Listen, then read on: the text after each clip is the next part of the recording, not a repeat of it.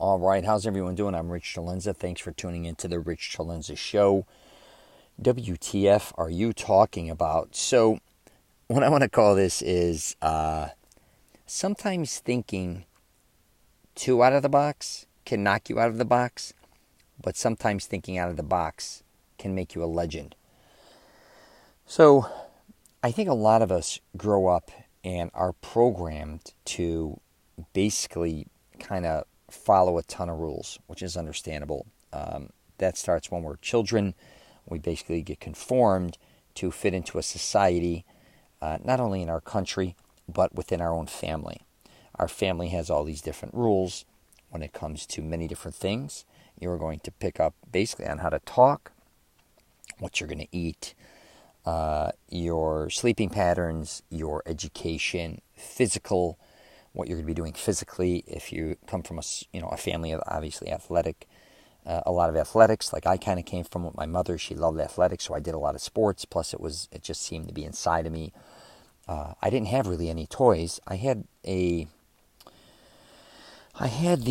toy Evel Knievel, and then what else did I have? The $6 Million Man. But the truth was, I only wanted to play sports, even from a baby. And my dad would throw me.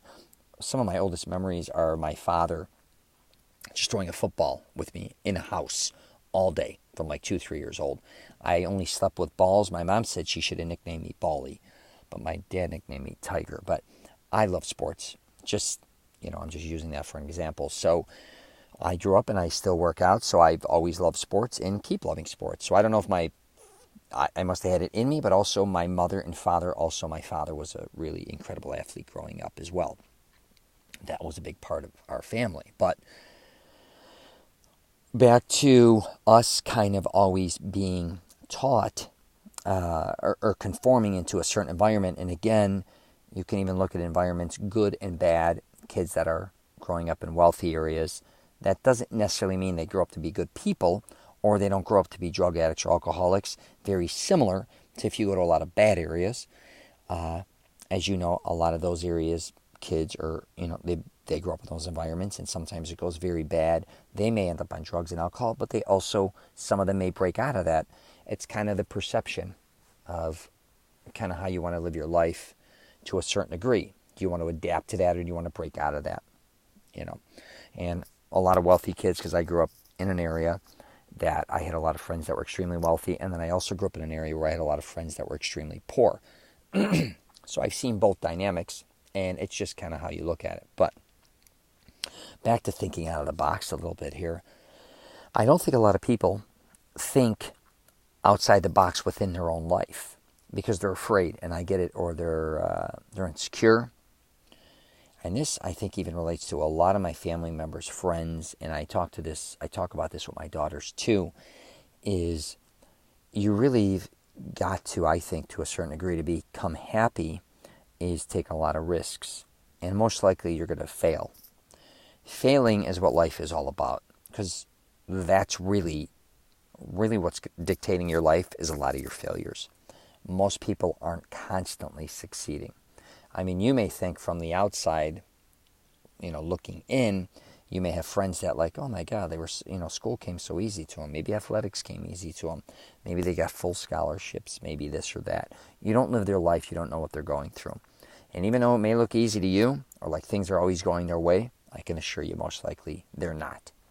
We all we're always having problems in life. You have to realize that. I used to have a famous saying with my daughters. I took it off the movie Blow. Pablo Escobar, I love that actor who played him. He said, hey, I don't like problems. And I used to say to my daughters, hey, I don't like problems. What I basically meant was not creating a problem. I don't like problems that don't need to be there, and you basically bring drama or you start creating problems. But you have no control over what anybody else is doing in your life. You could barely control what's 3 feet in front of you, behind you, or anything. So here's the deal.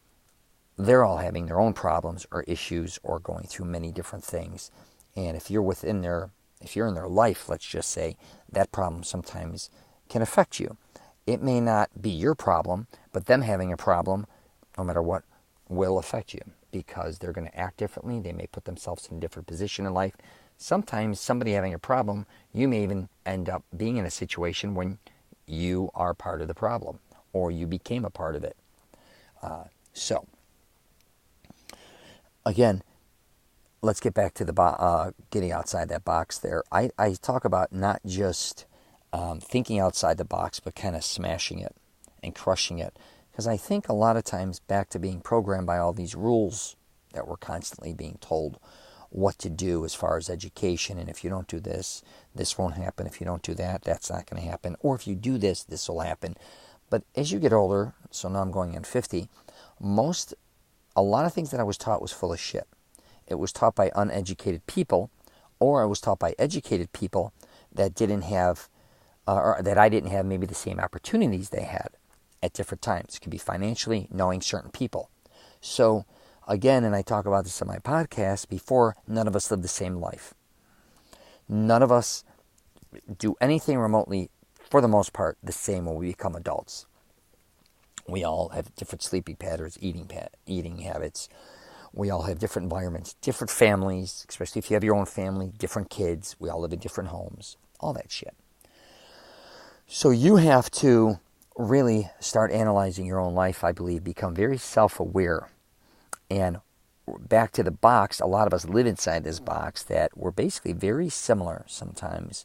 We're not duplicates of our parents, but as we get older, we start to, I'm not saying again turn into them, but a lot of our beliefs are very similar. Now that's good. I think that's a lot of good things. I actually wouldn't change that. But there's also, I think, a lot of bad. One of the reasons I think it's bad is because when we were programmed at a younger age, you got to realize that was, so I'm 50 years old, so say that was from 0 to 7 years old, that was almost a half a century ago, right? Now I'm programming my children very similar, let's just say, with a lot of things that are a half a century old. And I'm not saying those qualities are bad. Not religion, not beliefs.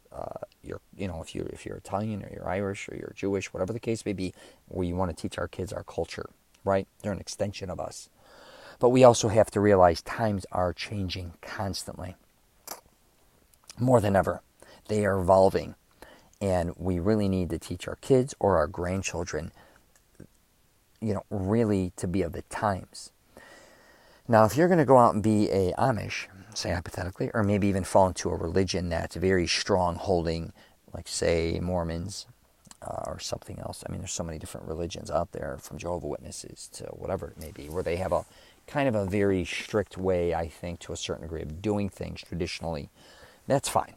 But no matter what, they're still in a world that is changing constantly and pivoting and evolving. And I think back to the box, smashing it and kind of thinking outside the box. If you have certain things you want to do them. I think a lot of us are afraid. Now, I'm not talking about bad things either. Hopefully you know the difference. I'm hopefully talking about good things that are going to help you, maybe even your family. And I'm also not talking about taking a risk that's going to destroy you. Okay? And I've been in those situations. I've taken many risks in my life. When I look back, and I should have known better, so I've spent a lot of money on different things at different times that I shouldn't have. And I've also done things that I had the balls to go do, which I don't even know where my life would be if I didn't go do them. One would be like going out and making films. My dream was to make movies. I never went to film school, never went to college for it, never was really. My aunt and her family was involved with the film industry, but I had nothing really to do with that part of it. But I was I kind of knew a little bit about it, but I just wanted to do that. I also wanted to write books later. I also wanted to write screenplays. I did all these things, and people thought I was absolutely out of my mind. Now, did I become extremely successful in a lot of those things? Not necessarily. It depends on how you judge success. Do you success writing a book and being on the top sellers list a success? Or do you consider, like I did, self-publishing, where I still own all the rights to my own book and I can do whatever I want with it, a success? That's kind of how I looked at it. Same with films. Was it all about the next film or making a higher graded film or going to Hollywood? At one time I was thinking of that, but then as my life went on, that necessarily wasn't the goal anymore. But I look at my life, or you should look at your life, a lot of your successes are going to come from you thinking, I think, outside the box and not always doing what others expect you to do, and maybe even what you don't like. You may have expected yourself to have this certain life, like, I do this till I'm 20, I do this till I'm 40, I do this and retire and do that and that and that. But as you get older, you start to realize things are changing. You don't feel the same way. You don't have the passion about a lot of things that you had before. You may end up in a different environment, being married or not being married. You may have children. You may not have children. You may have a sick child. You may have all these different types of things, because I'll just give you a heads up on mine. I had a daughter that had a liver transplant, so that wasn't easy at the beginning. And then as time went on, my other daughter has type 1 diabetes. The odds of that are crazy, especially coming, from a family that never had any problems with health on both sides of my family, except the men. Men had heart disease, but it was later in life. But as far as, the other things, diabetes or anybody having children that were basically sick to that level, it was very uncommon. So that was kind of shocking. But I had to change. And actually something like that changed my mindset, and I'll tell you why. I don't think I ever discussed that on a podcast. So when my daughter was very sick, my eldest daughter with the liver transplant, I think she had 2 operations before the transplant. But I remember seeing my little daughter sitting there very sick. I'm not going to get into that and bum everybody out. But I said, my God, I'm going on 30 years old, or I might have been 30. I said, I've had my whole life to go after my dreams. And for some reason, I never really did it, which was I wanted to make films at that point in time. And it's not that I had a bad life. I had an amazing life for many, many years with my parents, and I wouldn't change it for anything. But I always wanted to make movies. But I was afraid to basically, I think, go to film school. I didn't even know about film school, but I was kind of, I just didn't know any better. I didn't know anybody who really could help me, and I knew it took a lot of money. But what I did realize, looking at my daughter, was thinking, my God, what did I do in these 30 years? What did I really go after what I wanted to go after? And my answer was no. And I used to think, well, if I died right now too, and you're throwing dirt on my face, and I look down at myself like, what did you do? Right? Did you always do what was expected of you? Did you kind of work with your father in that Italian environment? Did you always stay close to your family, which is wonderful? Did you do all those type of things? Yes. Why was I afraid to break out? And I think I was just afraid to break out because it might be how people looked at me like, oh, I'm going to make movies now. They'd be like, wait a minute, don't you basically collect money with your dad, lift weights, and you love sports? Like, that's a little, awkward. That's different, right? You don't live in California. What are you doing? That's how I thought people were going to perceive me. Even though a lot of people do love movies, that doesn't mean they necessarily love you making movies. But back to my daughter, looking at her, I was like, what the hell are you doing? You have the drive, and you probably have the know-how on how to do it. Why aren't you doing it? And so when I was looking at my daughter, I'm like, she may be so sick at this point in time, which now she's doing great.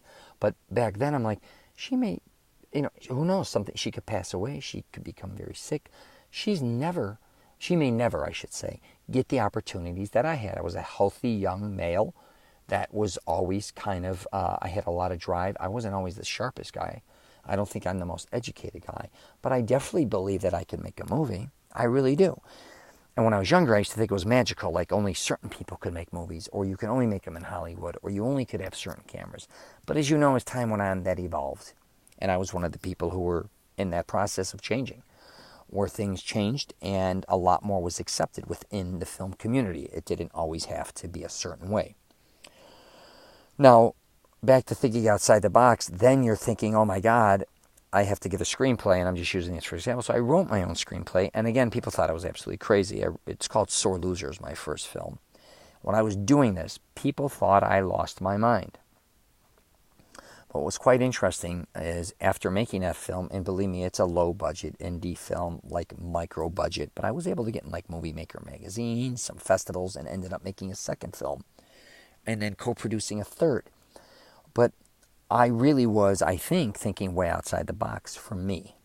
I'm not saying I'm Steve Jobs here or any of these type of dudes or Bill Gates or, Zuckerberg. These guys obviously thought outside the box, went and did some amazing things, and there's a lot of people who do that. But again, from within my world and in my life, I just didn't want to conform all the time. And then as time went on, I created a lot of different things and still am creating. And how I do that is I almost want to challenge myself. And I don't think a lot of us want to challenge ourselves because we're afraid of the rejection. And I goof around and say life a lot of times is like a comedian bombing on stage. I used to book comedians with my father for many years with his nightclub. And I used to go on Sunday nights, and that's kind of a dead night a lot of times in a comedy club. Sometimes we'd even go Mondays, and they're just dead a lot of times. And we would see all different types of comedians, and I've seen so many comedians do really well, and I've seen so many bomb. But I looked at life like, is the audience rejecting them, or are they rejecting that material? Whatever the case may be, we're getting rejected all the time. We just don't a lot of times have an audience there, not laughing or heckling us or all those things. But if you go back and look at your life, a lot of things you were doing, you might be going for certain jobs, going for a certain college, trying to get a certain grade in a class. You may have wanted to try out for a certain team. You got cut. The list goes on and on. You want a certain job position. You don't get it. You get my point. But here's the thing too. That a lot of what you've been following, maybe you've been failing or getting rejected at, is because you again are thinking outside the box, because there's probably things that you know a lot about or you could be very successful doing. You just have to take the chance and risk it and go after it.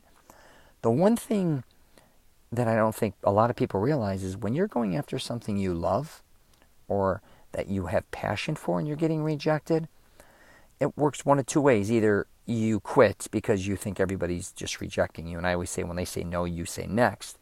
Or when you're going after your goals regardless, or your dreams, or whatever it is, whatever you're looking to go after, and you're getting rejected, but you keep going toward it, it's different than just having, say, an ordinary job or just living life just in an ordinary way. So if you're going that way and you're getting rejected, the passion and the ride along the way is what's amazing. I always talk about that it's the, how do I say this? It's the journey along the way that is the most valuable a lot of times. It's not the end, if that makes sense. So the journey that I would say making a film, all the different people I made, filming it, obviously producing it, I was in it, editing it, getting a distribution deal, going to festivals, doing Q&As, people watching it, giving me good feedback, bad, reviews, all those type of things. It's the journey. And you got to realize for you to really take on a journey, you're going to have to think maybe outside the box and smash that box. Not always get caught up with kind of thinking a certain way, because we are programmed to almost say, if I do this or that, this is going to happen. The truth is, a lot of times what you think is going to happen in your life is not going to. Because no matter what age you are, well, I should say, if you're in your 30s, 40s, and 50s, or even older, if you looked back and said, wow, I'm in this situation, is this the situation I thought I'd end up in? A lot of people would be like, absolutely not. Some would too, and say, yes, this is exactly where I expected to be. But I can assure you, before you had before you even got married, if you did get married, you probably thought marriage was one way, and you realized it's not. You thought if I had children, maybe you thought I'd have a boy, you had a girl. Maybe you thought you'd have two girls, you'd have two boys. Maybe you had exactly what you wanted. But as time went on, you may have thought your kids were going to end up in this situation. You'd end up in this situation. Usually it never pans out exactly the way you think. I mean, it may for some, but for most, I think, not even close. A lot of us don't expect to get divorced. Obviously, when we get married, look at the divorce rate, right? So I'm just using that for an example. But yeah, please, if you have a dream or a passion to try something new, because you could be that type of person that tries something or does something or creates something, and it's a game changer. And again, it doesn't mean that you're going to be the next Amazon. I think that's where we kind of get caught up in our country saying, I got to be the next Facebook. Like even me, I was creating a new app called the You Around. It's an app to help people in a time of need. I worked on it and I've never quit anything. I'm not saying I quit this, but I worked on it for a few years and it exhausted me. And I just wanted to move on to something else, which was this podcast and a YouTube channel. But I didn't realize how hard it would be to create this and all the ups and downs I had. And I thought after creating many things in my life, it'd be the easiest. It's still the most complicated for some asshole reason. I just can't seem to get it right. But again, when you want to create something or do something, when I say think outside the box, it could be something small like starting your own business, maybe doing something. Again, it doesn't even have to be business related. It could be even maybe changing, your lifestyle just in general, saying, hey, I overeat, I'm obese, or this or that. Thinking outside the box, saying, you know what, I want to start getting healthy. I'm going to change my life, and I'm going to also change maybe my eating habits of my family as well, or my kids, teach them a different way of life. Thinking outside the box, to me, doesn't just mean like people look at it as just a business kind of component, like, oh, this is how we're marketing something. Let's think outside the box. What's different? I get that. But I'm saying within your own life is what I should say. And like I said, you don't have to, you don't have to set the world on fire. But you'd be shocked at changing or doing something, how many people's lives it affects. Even if it's just a few, it could end up 100, it could end up 1,000, it could end up 1,000,000. You don't know. But everything you do in your life, right, is affecting others. Most importantly, yourself. So I'm going to leave it at that. If you get a chance, you can check out more of my stuff on richcelenza.com. What else do I got besides this podcast? I got the masteringselfconfidence.com. I basically try to help people, at least as far as what I think works, helping men build confidence in themselves. That goes for also helping them with fashion, fitness, grooming as well. So if you're looking for any advice regarding that, you could check that out. I'm on LinkedIn, Twitter, Facebook, and Instagram. So I'm on there as well. And please don't put yourself, I call it a prison. And I don't know if, I grew up in Chicago, and there's a lot of suburbs, or I should say the city more than anything, but I look at a lot of homes in Chicago, and this goes for a lot of my friends and family members over the years, and a lot of them never leave or do anything. They basically were born and raised in a certain neighborhood, nothing wrong with that. Then they went and bought a house in that same neighborhood, lived near their parents, wonderful. And then they got old and either stayed there or moved to another place, whatever the case may be, but they never broke out and tried anything or experimented. And I look at a home a lot of times, especially in Chicago, and my friend once said this to me too. He's like, a home sometimes is like, it's like setting you up to die.